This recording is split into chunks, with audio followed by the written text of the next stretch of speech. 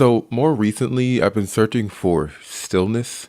Well, that's what I call it, peace, tranquility, a serene scene. And for me, that's always been connected to the sound of the space that I'm in. Sometimes it's complete silence, and sometimes it's just like the water as it touches the shore.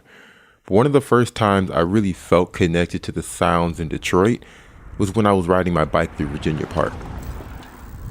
When I ride north from my neighborhood up through Virginia Park, Boston, Edison, New Center, those areas. And it's typically evening time. Sometimes it's, 6, 7 p.m. So the sun is kind of setting. There's like a orange glow depending on the day. And there are families sitting on their porches. There's kids playing in the yards. So I'm hearing these families on their porches and riding my bike on the streets. And those streets aren't always the smoothest. So there's bumps along the road. And the bumps, they kind of sound like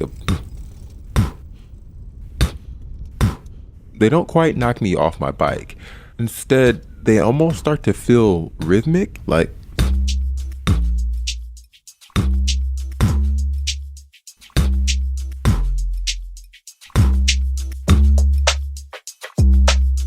the ride, the sound of the neighborhoods and the bumps along the road.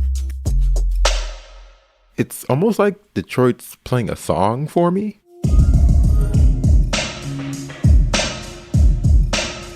And that song is freeing. It feels warm. It's calming. It's almost like a reset for me. And it's just like home, And there's just something about that feeling. It's just familiar. My name is Kerry Jr. II.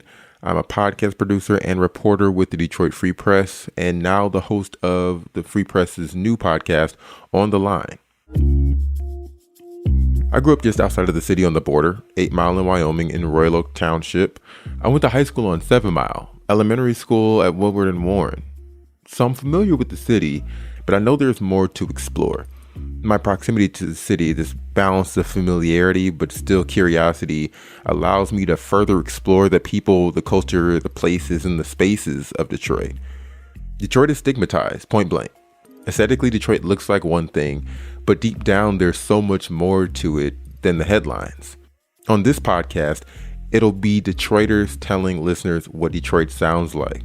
One of the most important things you're probably going to hear when you press play is yourselves. Our job is to understand the issues and the people that the issues affect, and do that while elevating your voices. Our team at On the Line, we want Detroiters, Metro Detroiters, Michiganders to hear themselves and maybe get a sense of peace in this podcast. That same sense of calmness I get from riding my bike. Maybe not in the topics we cover, but in the sense that we're the Detroit Free Press, and you can come here to know what's happening. And trust we're going to tell you the truth, give you the facts, and do it authentically. And we're going to take you there.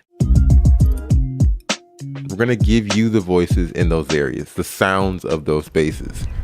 Hey, man, it's been a pleasure, man. Nice meeting you, and keep your conquest going. It's for a good cause. Yeah, that's the point. I appreciate y'all talking to me on this beautiful. It's a beautiful afternoon. Whether that be in Owasso or up in Petoskey, or whether it be in Birmingham, Warren, Grosse Pointe, Southwest Detroit, we're going to give you what it sounds like to be there. I appreciate you keeping this in the forefront and not trying to bury it like they would like for you to bury it. So, every Friday in your feed, wherever you get your podcasts, when you press play, we want this podcast to sound like home. Hey, we out here at Detroit, East Side. Keep doing your thing, brother. All right, that's all I got. See you Friday, and let the journey begin.